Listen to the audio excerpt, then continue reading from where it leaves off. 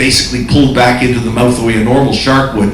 But when it hunts prey, it can actually stick its jaws out of its mouth. It's as though you were reaching for, I don't know, a spare rib or something, and instead of bringing it to your mouth, you could bring your mouth out to it and eat it that way, and so it can move its jaw mechanism forward, and it ends up looking like this. So these are some of the odd fish that show up in Japanese water. This was actually discovered off Japan. You can see its scientific name is, oops, I'm sorry, hitting the wrong button again. Basically Japanese, Mitsukarina, and Ostenai. Osten was a scientist, a naturalist many years ago, who worked in Japan, and there are quite a lot of different birds and animals that have the name Ostenai named after him. So very much a Japanese fish. So let's take a little tour of the ecosystems in the sea off Japan. We'll start in the north, in the north of where we're going, the northern end of Hokkaido, between Sakhalin and Hokkaido. You have drift ice that forms in the winter and gathers there and creates an ecosystem of its own. Hokkaido is actually the southernmost point in the northern hemisphere where drift ice collects. And it's not just frozen ocean. You remember, if you were at my talk a few days ago, Terry's also talked about this, the Amur or Heilongjiang River here, which is a very large river system, so fresh water from that river comes out into the ocean, and that river ice then freezes in the winter and floats down towards Hokkaido, down here, so that it's actually quite a large freshwater component of this drift ice that gets down towards the northern end of Japan. And that ice, because it's coming out of the river, mixing with the ocean, it has a lot of plant life, algae, diatoms and things like that, that form the basis of a food web. So you have animals that eat plankton, and then things that eat them, and fishes and seals and whales that come and eat everything else. So a very rich ecosystem formed by this ice. And it won't surprise you with all the stories of climate change and ocean warming to hear that this ice has been shrinking since 1989, but it's still an attraction for tourists and also for divers. And you'd think that with talking about seals and whales, they'd be looking for larger things, but apparently the key thing that people who dive, Japanese who dive under this drift ice in Hokkaido are looking for is something a lot smaller. It's this. This is a sea butterfly, and it's very, very small. Considerably less than an inch long. And you might look and say, well, what on earth sort of animal is that?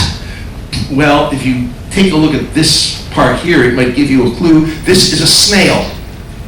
And it's an open sea swimming snail, and instead of crawling with its muscular foot, the foot forms wings, and it actually swims through the water by flapping these wings. The term pteropod means wing foot. So snails of this sort use their feet as wings to get through the ocean. And as I said, they fly underwater. They're abundant in polar waters. They're common in the Arctic, they're common in the Antarctic, but they are a particular attraction in the northern seas off Japan. And this is one of the animals that feeds on the microplankton, the very small other creatures, much smaller even than it is, that are carried down by the drift ice, including their own young. But they produce enough of them so that they can afford to eat a few and just get along. Their shells are made of a calcium substance called aragonite, which is very susceptible to acidification. So one of the problems that we're worried with is the conservation of these animals. They're not rare, but I mean, as the oceans become more acidic, which is one of the consequences of climate change, and carbon dioxide being dissolved in ocean waters, is that it may be harder for these animals to form shells because of the pH of the water, so they may be at some risk in future. Not yet. Now, the other snail that you find in these waters is the sea angel. And it's a little bit bigger. It's about an inch or so long, and it too has these wings that it sails with, and it eats sea butterflies.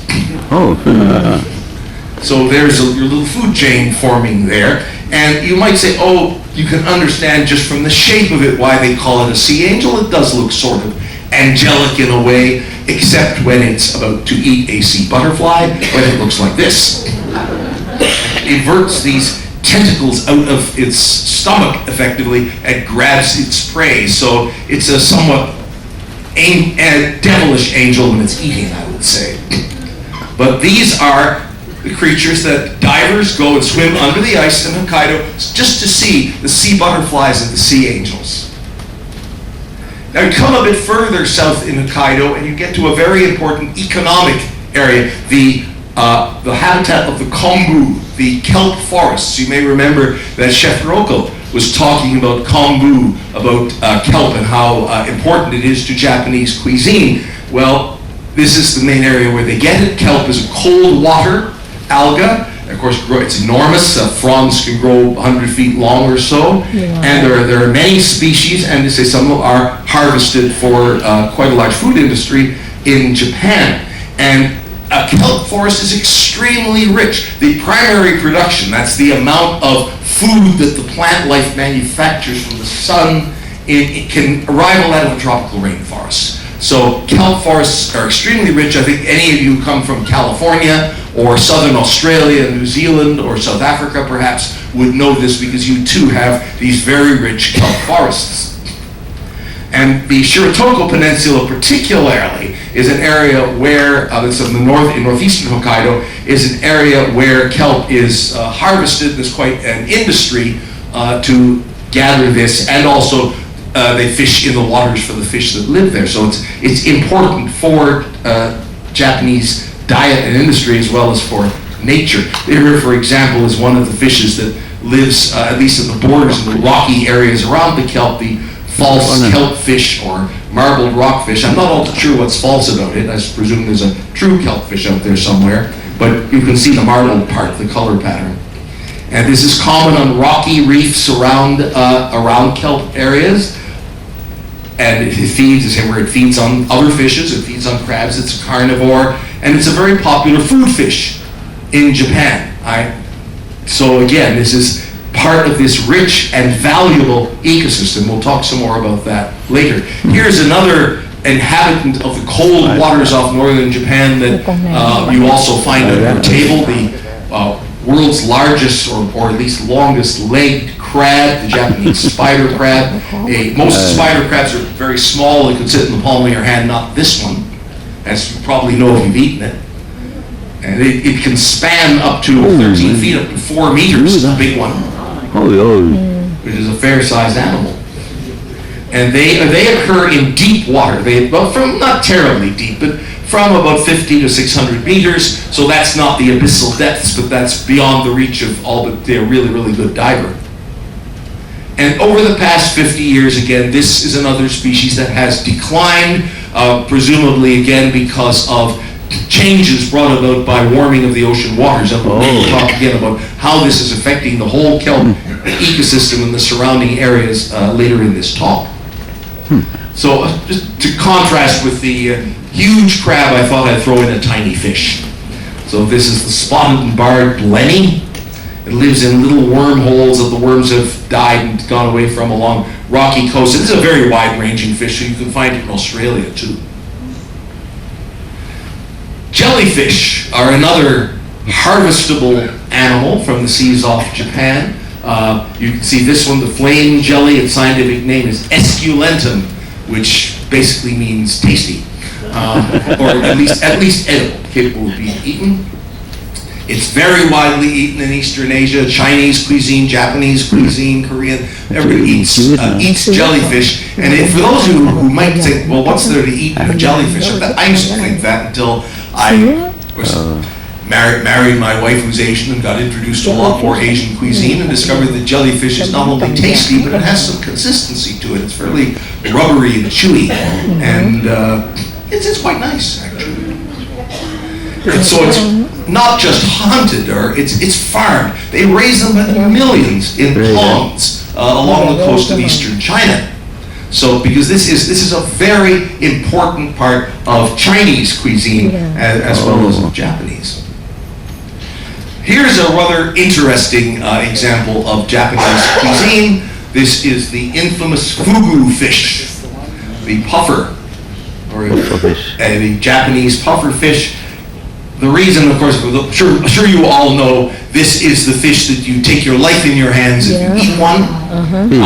Because some of the organs in the fish concentrate a toxin, a poison, called tetrodotoxin. The Tetrodontidae is the family of pufferfish. And tetrodotoxin, they get it from their diet, and it concentrates in the liver, which of course, same as things would concentrate in your liver if you ate a lot of them. And if you make a mistake and eat the wrong bit of the fish, you are in serious trouble. It's valued as for food. I'm displaying my Western heritage by putting an exclamation mark after food. And also it's used a lot in genetic studies. I'm not sure exactly why, but it is.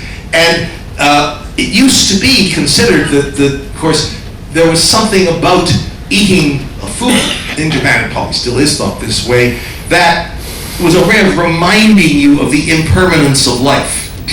If you're taking your life in your hands, if you ate one. But not everybody who wants to eat fugu fish wants to be reminded they're going to die someday, or particularly shortly after the meal they're now eating. So they discovered that they can farm them and produce non-toxic fugu. Because remember, I said that the fugu fish gets its poison from its diet, from some algae and some other things that it eats. So if you raise it in a pond and you just don't feed it that stuff, you end up with a non-toxic fugu fish. And they are farmed in large numbers now today to satisfy the market of those who would like to try fugu, who would like to survive the experience. And there are still people though who prefer and insist on the wild-caught fish. I guess that frisson of excitement or danger or risk or Zen contemplation or whatever it is something you still want to have if you're a real connoisseur. But you should remember that 1 gram of the poison of the fugu fish can kill 500 people. So it's perhaps something you might want to think twice about before trying. But the Japanese eat a lot of it. 10,000 tons a year of pufferfish. How much of that is the non-toxic farmed, I wasn't able to determine. But there you have it. So, get south of the kelp and the rocky coastlines and you get into Japan's coral kingdom, the coral reefs off Japan. Something, again, you might not associate with Japan, but Japan has a lot of coral, particularly in the islands to the south. This is off Okinawa. These are the most northerly shallow water coral reefs in the world. I say shallow water because when we think of a coral reef, we're usually thinking of a shallow water reef, something like you'd find in the Caribbean or the Great Barrier Reef in Australia, because these are corals that have algae living in their tissues that manufacture food for them from sunlight. So they have to be in shallow water near the surface. There are also deep water coral reefs where the corals don't depend on algae, and those can be right up almost in the Arctic. They can find them off Norway, Scandinavia, southern South America, a lot of areas which are much too cold for these shallow water coral reefs. So the most northerly ones in the world are in Japan, and in Okinawa they're actually quite controversial area because the reefs there are in an area that is going to be developed to expand a United States military base. And that's a very controversial subject in Japan. For those of you who are staying on for the next cruise to Sydney, I'll be talking about that in a lecture on the Ryukyus, but just note it now. This is an area that's had a lot of political controversy in Okinawa. And it's the home of some very interesting creatures which were discovered here. I'm rather fascinated by the pygmy seahorse. Now, I hope you see it. Anyway, for those of you who don't, there it is. This is the Japanese pygmy seahorse. This is a group of animals we only discovered recently. They're so hard to see that people just overlook them. Even scientists overlook these things. This one was only given its scientific name last year. And they were totally unknown until the 1960s. When I say pygmy, these are considered less than an inch long. And they live on certain types of soft corals, things like sea fans. They attach themselves to them and they spend almost their entire life attached to these sea fans where they can be extraordinarily, as you can see, difficult to see. Take a look here. Here's a sea fan with another species of pygmy seahorse, the most widespread one here. And I don't know if you see it or not, but anyway, there is the seahorse. And just look at that. And by the way, I hope the more attentive of you also saw that one. But they are, as you can see, something that it would take quite a lot of effort to discover. I think the way they were originally discovered as a scientist was collecting one of these sea fans, and he noticed that a couple of little bits of it started to swim away. And he said, wait a minute, they turned out to be these pygmy seahorses. Pygmy seahorses, here's another one. Their color can match the color of the sea fan they're on. We know very, very little about them, obviously. We've only recently discovered them. They do occur in temperate waters. Title to this slide. Well, cuttlefish are remarkable in their ability to change color almost instantaneously. And when cuttlefish hunt, as these are presumably doing, bands of color sweep across their bodies as they are approaching prey. And we think, we don't know, that this may actually be an attempt to almost hypnotize or at least convince whatever it is they're about to eat to sort of hold still and say, what on earth is going on, before the cuttlefish grabs them. So they may actually be literally mesmerizing their prey with the stove, but as though you were pouring more hot water into the pot on the stove as you cook it or boil it. So that is causing changes to the ecosystems in Japan. One of the things that's been noted is that tropical fishes and other organisms are now being found further and further north in Japan. They're moving up the coast as the waters warm. And that has had a particular effect on these economically valuable and important kelp beds, because the kelp is being replaced. The kelp is a cold water organism. The kelp ecosystems are cold water ecosystems. They are being replaced by warmer water and the animals and plants that live there from the south. So corals are now replacing kelp in many areas in Japan. And so why do they think that is? Well, again, climate change, as we've said, and that's caused the warm currents to shift their positions, to become a little more powerful, move a little more far north, move into waters they weren't reaching before, and also deforestation by kelp-eating fishes. What's happening here is that new species of fish that occur to the south of the kelp normally are now moving up into the kelp forest and discovering they rather like the way kelp tastes. And so they are eating the kelp. So it's not just that the kelp is suffering from temperature, it's getting new predators coming into the kelp forests from further south and demolishing all into all-time lows in the Western Pacific. 50-year low in 2017, not that long ago. And Japan, to give it credit, has actually been trying to get countries that are fishing this particular species, the sauri, to control themselves a bit. And it's been trying to persuade various countries fishing for this fish in the Western Pacific to impose catch limits. It tried that last year to set quotas, but China blocked it with the assistance of Vanuatu, which is, as you know, a country near Fiji in the South Pacific. So Japan actually tried to get fishers who were going after these fish to cut back, to set quota limits, but were prevented from doing so by other countries fishing for the same species.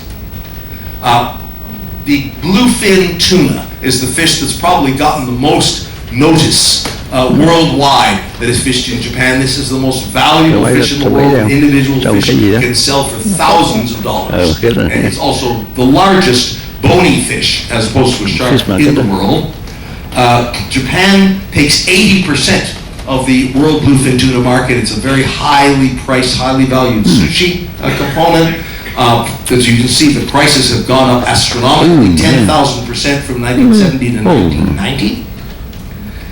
And there's an ultimate price. This year, the record, $3.1 million for one fish. To eat, remember, not to have swim around an aquarium.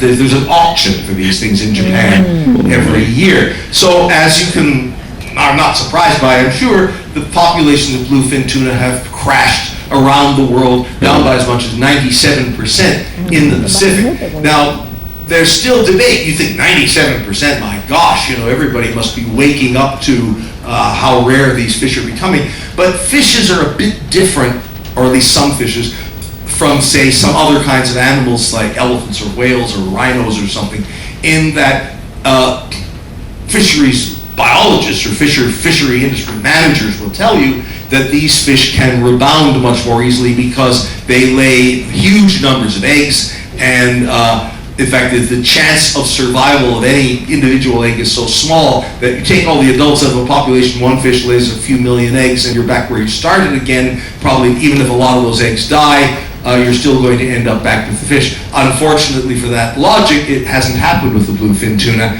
and there's been considerable resistance worldwide to getting controls on bluefin tuna trade. And particularly because where they're doing most of the fishing is on the spawning grounds. Some fishes, many fishes, they swim freely in the ocean, but they will assemble in certain areas to breed. And if you fish there, of course, your chance of really knocking out the breeding population is a lot greater than if you're just catching them elsewhere. This has been discovered with smaller fish in the Caribbean, for argument's sake, where they found that the groupers, for instance, will mass in certain parts of the Caribbean, and if you fish that area, you're going to end up with a tremendous crash in grouper numbers. But if you avoid those concentrated areas and fish elsewhere, the numbers stay high and sustainable. And Caribbean fishermen have realized this in recent years. And again, this one they have actually set quotas. There's international agreements on this, but they're ignored. See, in Hokkaido, where we're going, the catches have been 7 times greater than the quota that they've agreed upon. So illegal fishing is a big problem. Like I mentioned before, it's called IUU. That's illegal, unregulated, and unreported fishing. One of the biggest problems in controlling fish numbers worldwide today. So Japan, in response to what happened just in the past year, has decided that it's going to suspend all tuna fishing because it's obviously totally out of control, and they're now being sued. The government of Japan is now being sued by the bluefin tuna fishermen for, in effect, stopping them from going out and catching bluefin. One answer to this that is fine for bluefin as well as for other fishes is aquaculture, is rearing these things in controlled circumstances. Aquaculture is happening for tuna in many parts of the world. Some years ago, I was at a meeting in Qatar of the Convention on International Trade in Endangered Species, the one that's meeting in Geneva right now, where I should be instead of here talking to you. And we were considering international protection for bluefin tuna, and the delegate of Libya, of all places, was one of the loudest people objecting to this. He was really screaming and yelling and pounding the table and calling everybody names, and we were all looking at each other saying, what on earth is going on here? And it turned out that people, they are the indigenous people, the aborigines of the northern island of Japan. In fact, they were also Asian. They were sort of a member of the white race that somehow got on the other side of the Eurasian landmass. And the reason that was thought was because they tend to be very light-skinned.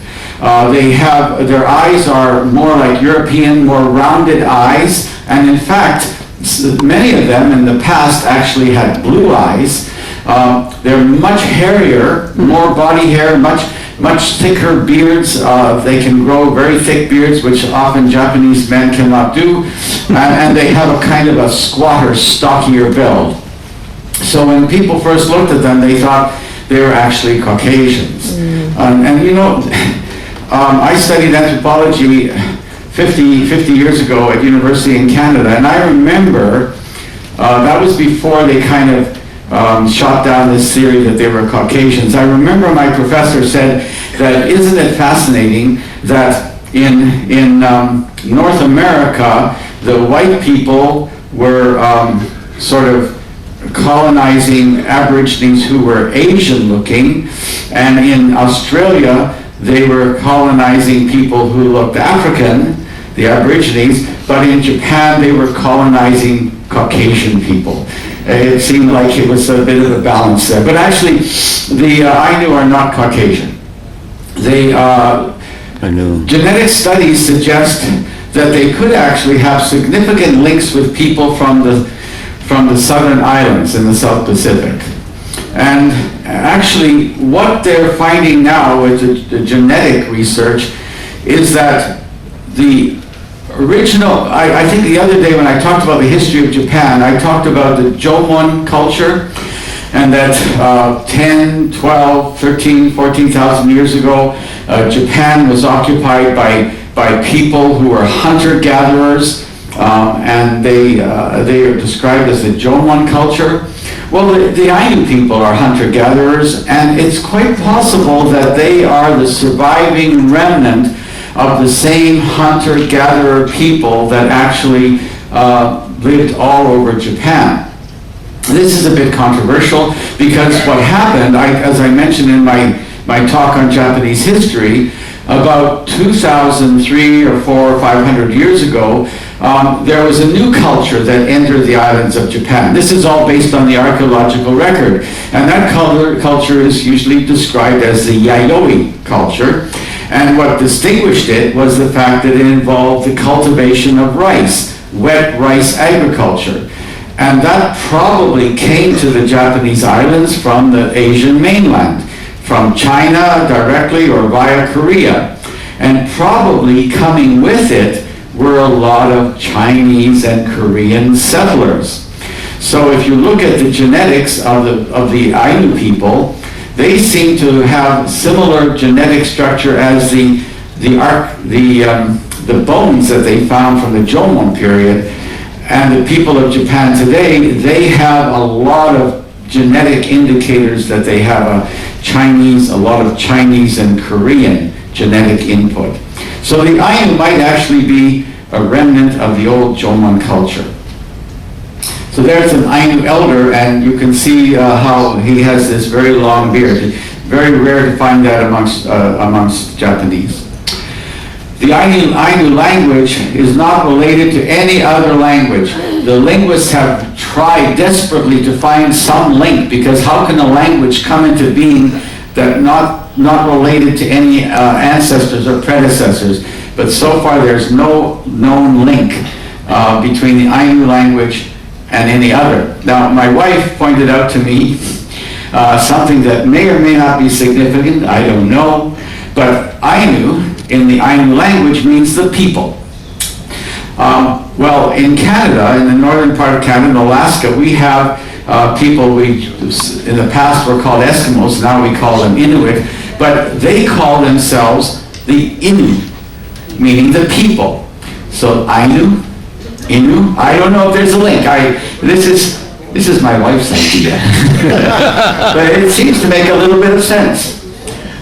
Where do the Ainu people live? Well, if we're talking about the Ainu people of today, they definitely had some sort of presence on the main island of Honshu. That's the main island of Japan. But I'll just show you this map right away. So the dark red areas is where you find Ainu people today. The light red areas are where there's suggestions and indication there may have been Ainu people in the past, but you don't find them anymore. So you can see that the Ainu were all along the Kuril Island chain, all of which now is controlled by Russia.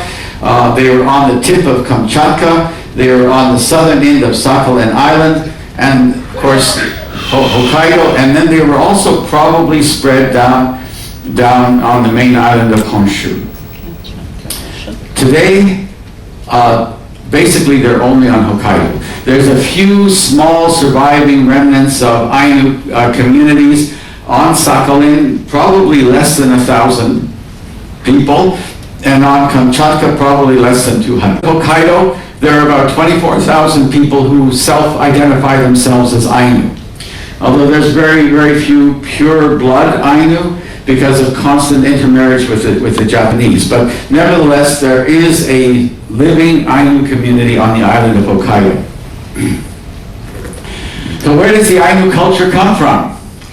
Well, again, it's not clear. It is relatively distinctive, but not as distinctive as the language. It may have links to Polynesia, or by Polynesia actually I mean the South Pacific Islands, maybe the Philippines, even Taiwan used to be, before the Chinese went there, used to be a kind of a Pacific island. But also, I've spent a lot of time in Alaska, which is very close to my home in Vancouver, and again, this is not, I didn't see this in any history books, but I wonder if there's possibly some kind of link between the Ainu culture and the culture of the Pacific Northwest coast native people. So this is an Ainu clothing pattern. Notice the oval shapes, but also a bit of a squarish shape. In the Pacific Northwest coast, including Oregon, Washington, British Columbia, and Alaska, this is the kind of patterns that they use. It's an ovoid pattern. It's not the same, but it's similar in that the native people of the Pacific Northwest, they put this pattern on everything, on their clothing, on their walls, on their objects that they make, and the Ainu were doing the same thing. So these are, I think, Haida natives from southern Alaska, and these are the way the Ainu dressed. You see, they also had their clothing decorated with shapes that are fairly similar. But this is just my idea. This is just wild speculation. So let me talk, though, about the legitimate characteristics of the Ainu culture that we know, those 3 points. I'll just mention the second one first, the crane dance. Ron Orenstein talked about the beautiful red-headed cranes, big birds that you find on the island of Hokkaido. The native people, the Ainu people, have a crane dance in which they mimic the dance of the crane, which is actually a very dramatic performance that the cranes make. And they're still doing it, because my wife has actually been able to witness a real crane dance, not put on for tourists. I'll give you a bit of a background. I was actually assigned to teach 1 semester at a university in Hokkaido. Actually, it was very fortunate, and that was in the city of Kushiro, which is where the cranes are today. And while I was busy teaching, my wife actually made a hobby of contacting Ainu people and going to nearby communities that had an Ainu majority. And one of the times she went to visit the community, they were performing for their own benefit, not for tourists. They were performing the crane dance. So she was very lucky to see that. But let me talk first about the most important Ainu ceremony. Absolutely the most important one is called the Iamonte ceremony, bear ceremony.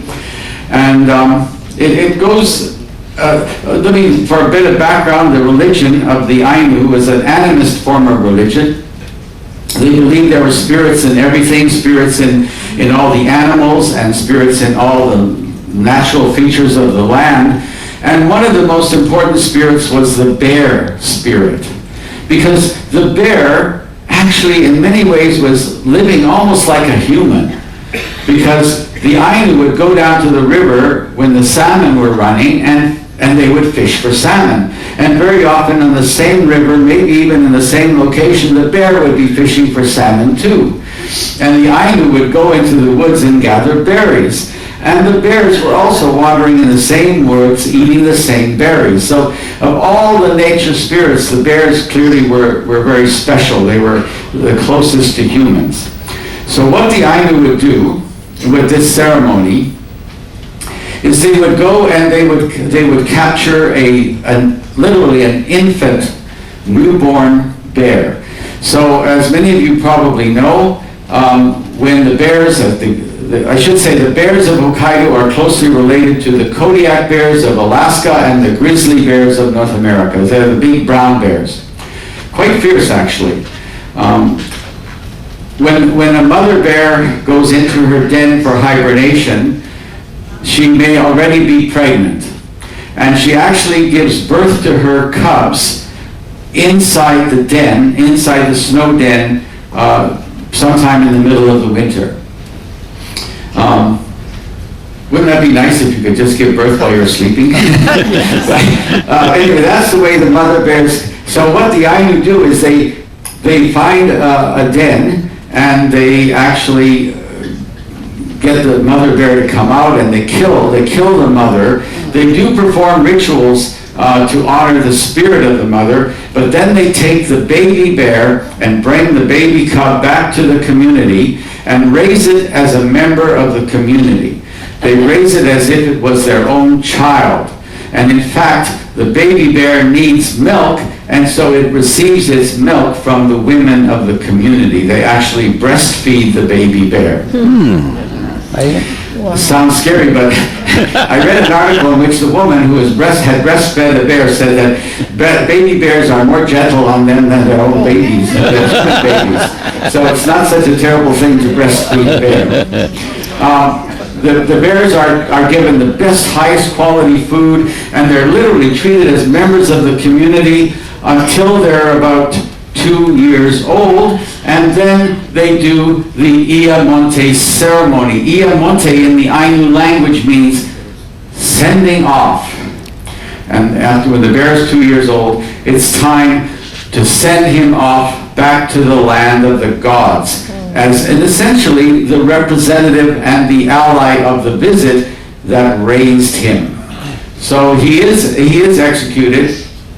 It's a very major event in the community. It happens in the spring, and everyone will dress up with their best clothing and dance and sing and party. They will, after the bear is executed, they will consume his blood and his flesh as a ceremonial thing, and then they save the skull and the fur of the bear, and they keep that for worshiping actually in the future. So the bear, the spirit of the bear is then sent away. They don't do this anymore. No, they don't. They've replaced it with some non-violent methods of worshiping the bears. It's not a very good picture, but there's a bear about 2 years old, I guess at this point. Maybe they're getting ready for the final ceremony of sending away. There's a Japanese drawing showing the people dancing around and celebrating at the time of the bear ceremony. That's the biggest ceremony. Another characteristic of the Ainu people is facial tattoos for the women. It looks like a clown mask. But if a woman doesn't have this tattoo, she's not considered eligible for marriage. So only woman that can marry is if she has this. It's not a punishment. I think they even believe it's attractive, and it's supposed to help them to attract a husband, and it's also a sign of virtue. So that is a very typical tattoo. I think you may only find that amongst the Ainu. Let me talk about Ainu history a little bit. Japanese and basically Japanese Ainu history. So the Ainu as a people, and as you saw in that map I showed earlier, they were squeezed between two expanding empires. The Russian Empire coming down from Asia, the mainland of Asia, and the Japanese Empire moving up from Honshu. So they were squeezed. If we go back 900,000 years, there were still Ainu communities on the northern island of Honshu. They were probably called by a different name. We usually refer to them as Enishi, but they were probably Ainu or closely related to the Ainu. And they were discriminated against. They were denied the right to have land, and of course they saw the Japanese settlers farming, and they adopted farming to a certain extent, although they were mainly hunter-gatherers. Although the Ainu did have a little bit of agriculture of their own, they were primarily hunter-gatherers. But they were severely constrained by the immigration of Japanese people into the northern island of Honshu. While they were still there, they were delegated to kind of the lowest social class, and eventually they pretty much have disappeared from the island of Honshu, except those who've immigrated from Hokkaido down to Tokyo. Again, I mentioned about my wife. She comes from the northern island of Honshu, and her mother's maiden name is Ezuriko. And that actually doesn't sound Japanese, it actually sounds Enishi or Ainu. So how did that happen? I don't think my wife has Ainu ancestors, although maybe she has one way back.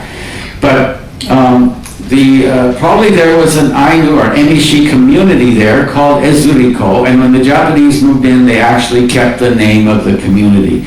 So just like in North America, I know in Canada we have lots of places that still have native, we call them First Nations or Native American names. You can also find in northern Honshu a lot of places that have names that probably date back before the Japanese arrived there. So they're Ainu or Enishi names. In the 13th century, and maybe even a little bit earlier, some Japanese people actually were settling on the island of Hokkaido. So when you look at the map of Hokkaido, you see the most southerly point of the island of Hokkaido, where we're going, the city of Hakodate. It's not that, if you climb the mountain overlooking Hakodate, it's only about 350 meters high, but you can actually see Honshu from the top. The strait is narrow. We will sail through the strait. It's called Tsugaru Strait, and it's narrow. It's so narrow that it was only natural that as the Japanese moved up to the end of Honshu, some of them would have jumped across the strait and begin to do Japanese lifestyle on the southern tip of Hokkaido. So they would have some agriculture and they'd probably do fishing as well. In the early days, there was a lot of trade between the Japanese, even on Honshu, and the Ainu people on Hokkaido, because the Ainu people had access to forest products, things like furs and other things, even things like smoked salmon, because they could fish a lot of salmon. And so there was actually friendly trade between the Ainu and the Japanese. But eventually, as often happened, and again, as happened in North America, the encroaching of the more advanced, technologically advanced civilization into the land of the Aboriginal people resulted in conflict.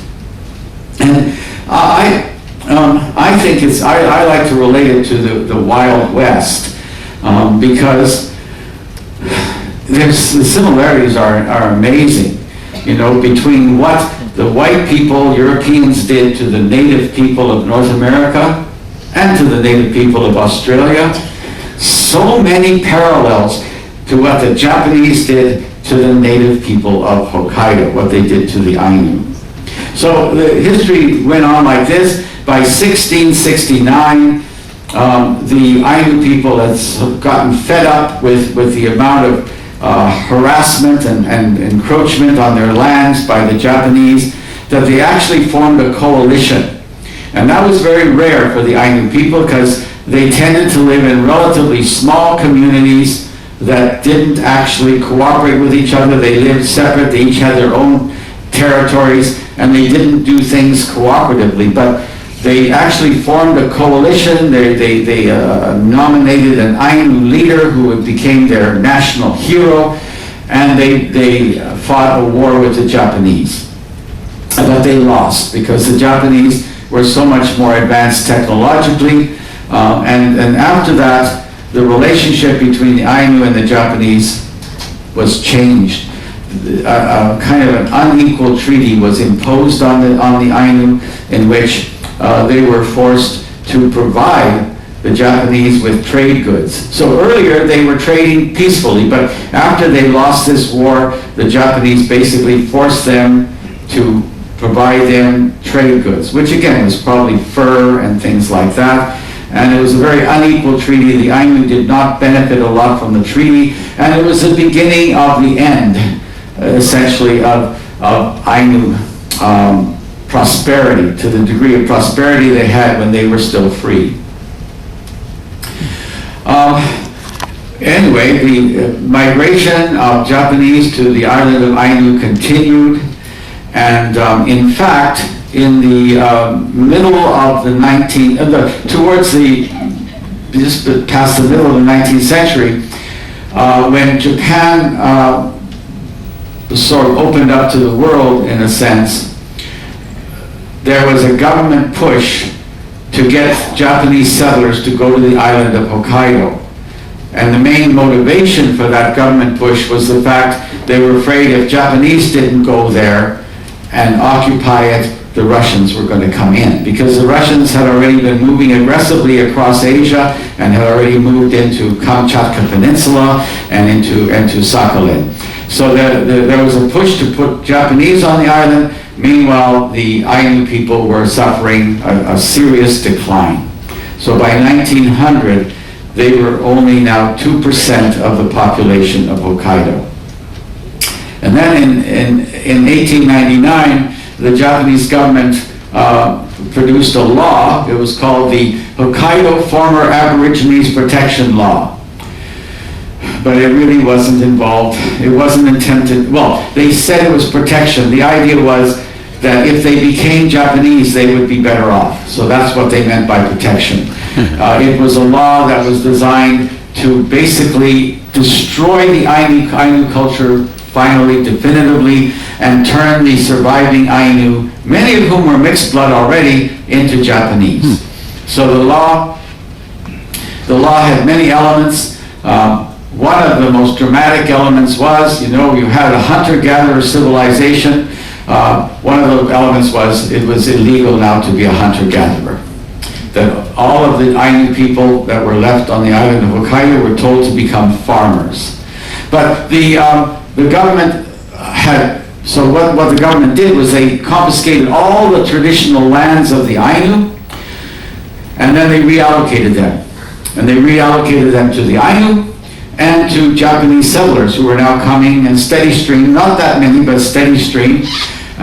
But it really wasn't a very fair distribution. Again, echoes of North America, where all the land was taken away from the native people, and then they were given back inferior land that nobody else wanted. So the same thing, the Japanese told the Ainu, you can't be hunter-gatherers, you must be farmers, and this is the land we're giving you back little bits of your own land, but always the inferior land.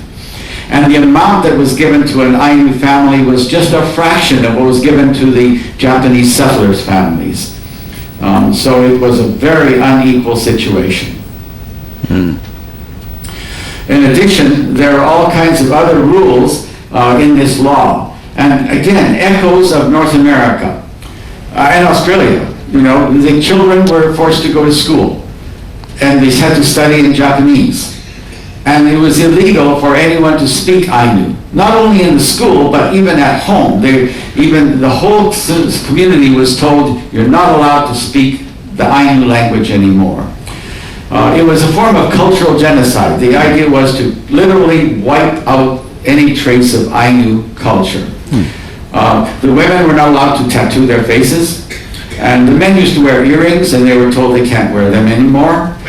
They were forced to adopt Japanese hairstyles and Japanese clothing. It's actually a bit ironic, because by this point the Japanese were not wearing Japanese hairstyle, they were not wearing Japanese clothing, they had already adopted European clothing. so in order to assimilate them to Japan, they had to the Ainu had to look like Europeans too, like the Japanese had opted to do by that point. And of course they banned all the rituals. So the bear ceremony, which was extremely important, was banned. And again, that has echoes of North America, because I know in Canada, one of the most important ceremonies of the First Nations people on the Alaska Panhandle and all the way down to BC and Oregon was the potlatch ceremony. It was a ceremony where all of the status of individuals was established, all of the relationships between communities, It was absolutely fundamental to the culture of North American natives, just as the bear ceremony was to the Ainu, and it was banned. How do you ban something like that? It wasn't threatening anyone else, but it was banned because it wasn't, in the case of Canada, it wasn't Canadian. And in the case of Japan, it wasn't Japanese. Well, moving on, in 1997, the Japanese canceled the 1899 law and introduced a new law which was an absolute complete flip in terms of, instead of trying to completely undermine Ainu culture, it was a desperate attempt to preserve what was left of Ainu culture. This law probably happened as a result of international pressure. There was the UN, I think the UN Convention on the Rights of Indigenous People, and the Japanese decided they could no longer suppress the Ainu culture, and they began to try to promote it. So, and one of the things they did was they actually officially recognized the Ainu people as an indigenous Japanese ethnic minority. And for Japan, that was a big deal, because ever since the time Japan started to relate with the outside world, they kept insisting to themselves and to their children in their education system that we Japanese are one homogeneous people. We are all the same. We all look the same and think the same. And this is the first time they actually officially recognize the fact that within their society there are people who are fully Japanese, but they are not exactly the same. So it was a big departure from the past, and it was also applied to the people of Okinawa, because the people of Okinawa also had a separate history and a separate culture, and I'll talk about that on the next cruise for those who are staying on, because we will be visiting Okinawa at that time. So what about the Ainu people today? Well, I think I mentioned already, they're mostly of mixed blood. Again, this is similar to what we find in North America. It's very hard to find First Nations people that don't have some Caucasian blood. In fact, many people who in North America and Canada will tell you they're natives. You look at them and, wait a minute. I remember one of my funniest experiences was I was in New Zealand, and I went to a Hungy, yeah, and there were Maori dancers, and one of the Maori dancers looked like the Prime Minister of Canada. And it was difficult for me to get my mind around, but this is a native Maori, and he probably was, and it's the same thing. So it's the same thing with the Ainu. They don't look any different. Very few Ainu look very different from any Japanese people. Apparently there are only 200 Ainu in Hokkaido that are believed to have no Japanese blood, to be pure-blooded, if there's such an expression, Ainu. There are 24,000 of them. The Ainu language, believe it or not, even though it was suppressed for 100 years, did not die out, and it is now coming back. So all of these things are being done now to preserve Ainu culture. There's a radio station which broadcasts in Ainu language, and as part of its service to the community, actually broadcast Ainu language instruction programs to help people to learn the language. There are also journals just published for the benefit of the Ainu people. The Ainu never had their own written language, so of course the journals are published in Japanese. All the Ainu people speak fluent Japanese, of course. But the journals are designed for them to talk about events that are of interest to their community. They also have language classes being offered to all the members of the communities and into the schools for the children. And they have many cultural associations. So as I mentioned earlier, my wife was able to visit a community and actually witness them practicing their culture again, the crane dance. Okay. I'm going to move on to talk a bit about the island of Hokkaido where we're going. It's the second largest island of Japan. Japan has 4 big islands. It's the second largest. Its old name used to be Ezo, but it was changed to Hokkaido about 1869, and that was when it was the island was formally incorporated into the Japanese state. And at that point, it was made a prefecture. Japan has 40 plus prefectures, and Hokkaido is the largest one in land area, but it became a prefecture, and the name was changed to Hokkaido, which means North Ocean Route or Way, Hokkaido. So there's the map. We're going to Otaru, which is close to Sapporo, and then we're going to swing around to Hakodate, and you can see how close Hakodate is to the northern tip of Honshu Island. Literally, you can see across.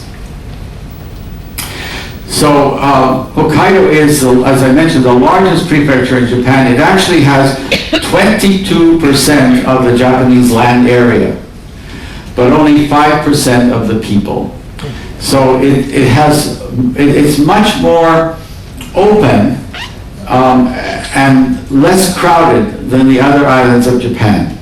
Obviously, because it was settled, it was the frontier. It was settled by Japanese people so much later than the other parts of Japan. It's got its own climate. I just mentioned we're going to be arriving in Sakhalin tomorrow, and the distance from the southern tip of Sakhalin to the northern tip of Hokkaido is only 43 kilometers.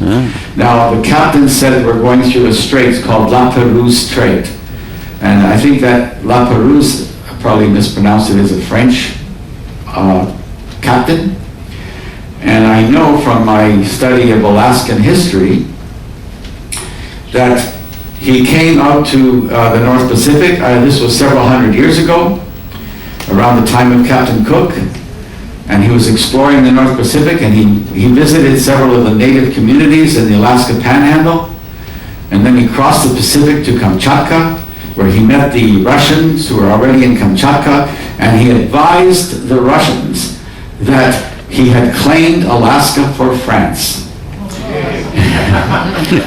But then he sailed off and never came back again, so that claim didn't amount to anything. But it looks like his name stuck to this strait, because he must have sailed down to Hokkaido in that area as well. So the climate of Hokkaido is very different from the rest of Japan. It's certainly less rainy because it's so far north, so it's drier, it's colder, and it's, again, more open. So what you have, I mentioned the other day, because it's open, you have actually open grassland where cattle can graze. I'm sure most of you have heard of Kobe beef. Kobe beef is basically Wagyu, and Wagyu literally means Japanese beef. And there are many places in Japan that produce Wagyu. Kobe is just one of them. But most of Japan has no place for cattle to roam and graze. And so the cattle that are used to produce Wagyu, and if you've ever had Kobe beef or Wagyu, you know it's practically 90% fat, with just little pieces of meat sort of islanded around in the fat. Those animals are basically, they never wander outside. They never climb a hill or wander in a field like this. So partly because there's no place for them on Honshu or the other islands of Japan. Because Japan is so mountainous, rugged steep mountains, and the little flat land they have, of course, is dedicated to growing rice and other crops. But in Hokkaido, it's wide open. So in Hokkaido, you can drive along the roads and you can actually see cattle grazing in the field, and you can see farmers who dress like cowboys, and they have gateways with ranch names like the Circle Q Ranch, or it's very, very much like Alberta or the western United States. In fact, Hokkaido has a twinning relationship with Alberta because there's so much similarity. In climate too, Hokkaido can be very, very cold in winter. I know, because when I worked there, my home didn't have much insulation, and it didn't have any central heating, of course. And when December rolled around, it was very, very cold. So just a quick review of Japanese settlement on Hokkaido. So I mentioned earlier they started going there in small numbers, just crossing over the Tsugaru Strait from northern Honshu in small numbers. This went on for several hundred years. And the big push, the first big push, was when in the 19th century, when the new world-oriented Japanese government came into power. That was after the Meiji Restoration. Then they began to encourage Japanese people to move to Hokkaido again, to occupy it before the Russians came to take it. Another thing that's important is that I mentioned in Japanese history that Japan was forcibly opened up by the ships of Commodore Perry, who sailed into Tokyo Bay and threatened Japan if they didn't open up their country to foreign trade, that would mean war. And so that Japan agreed to open up five ports to foreigners to come in and live and to conduct trade. Before that, only a small little island off the coast of Nagasaki was open, only to a small number of Dutch people. But after Commodore Perry, five ports were opened, including two that we've already visited, Yokohama and Kobe, and one of them that was open was Hakodate. So we're going to Hakodate. Now Hakodate, being as close as it is to Russian land on the Asian mainland, many of the major traders who established themselves now in Japan came to Hakodate. So there's a real Russian heritage in Hakodate, and if you look around, you'll see Russian Orthodox churches in Hakodate, and that goes back to the opening that took place after Commodore Perry. The biggest push for settling of people on the island of Hokkaido occurred just after World War II. And that's because from the middle of the 1930s, there was large-scale migration of Japanese people over to Manchuria. Manchuria had been taken from the Chinese by the Japanese.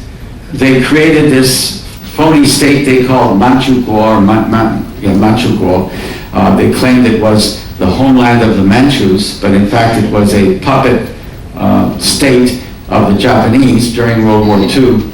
And literally tens of thousands of Japanese settlers went to Manchuria as farmers to take advantage of the good farmland in Manchuria.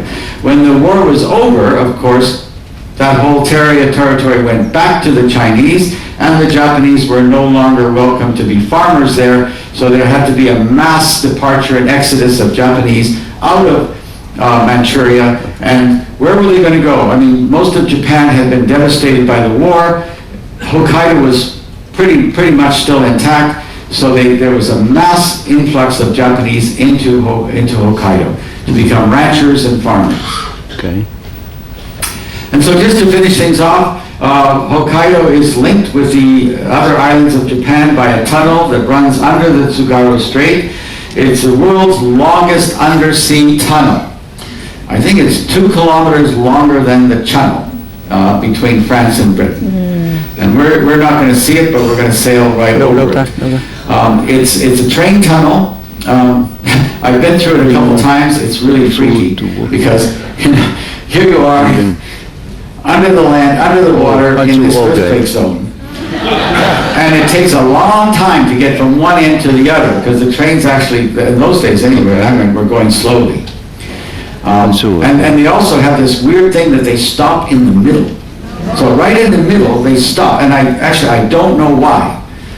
And there you are, knowing there's all this rock and water above your head, and you're right in an earthquake zone. Oh man. So it is kind of scary. I know people who won't take that train. But a couple of years ago, they actually upgraded the tracks inside the tunnel, and now the bullet train goes through there. And the northern terminus of the bullet train is Hakodate.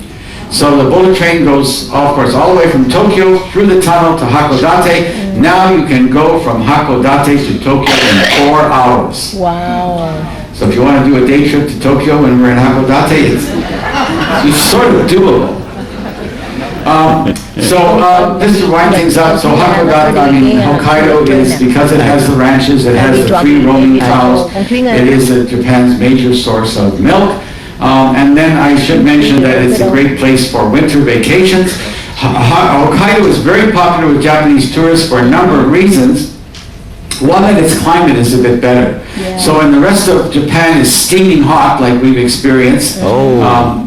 In Yokohama and in Kobe and Kochi, Hokkaido tends to be much cooler. So Japanese people will go to Hokkaido in the summer to escape the heat, but it's even more popular in the winter because it's a great place for skiing. Because it's got lots of mountains, and the mountains there get lots of snow.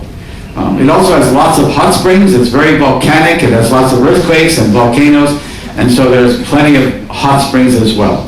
So we're going to be there in about 2 days from now, and I hope you all enjoy Hokkaido as much as I did when I lived there. I used to have an office at the university where I was teaching, and it was really cool because when I looked out of my office window, I could see an active volcano. And the mountain wasn't active when I first arrived. So when I first came, I could see this nice mountain in the distance, and I went and I climbed it. I actually climbed it a couple times. It's called Meakan. And then suddenly there was in the newspaper announcement, no one's allowed to climb it anymore, and I looked out my window and it was erupting. So I know, being in a university professor's office and watching a volcano erupting in the distance was kind of cool. But I'm going to finish now. I made it. I survived. I think. Actually, no, thank you. Actually, I think that your presence has made me better, made me feel better. So thank you very much. I'm going to go to there to receive questions at the usual place. So thank you all for coming. My next talk will be the day after tomorrow, and I'm going to talk about 2 things. I'm going to talk about Japanese manners, what to do and what not to do, and a little bit about Japanese proverbs, what they tell you about Japanese culture. So I hope you can come again in a couple of days. Thank you all. We saw on the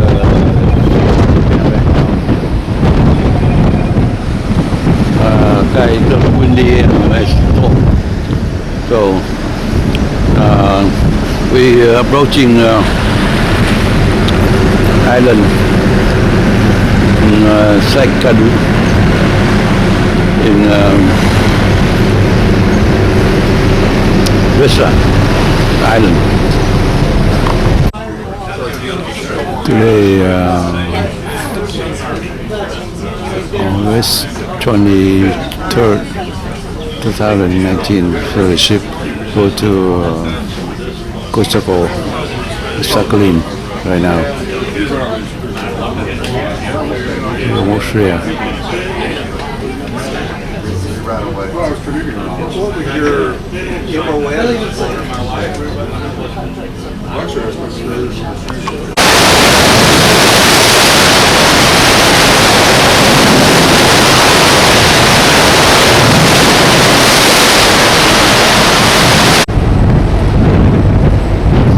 Today,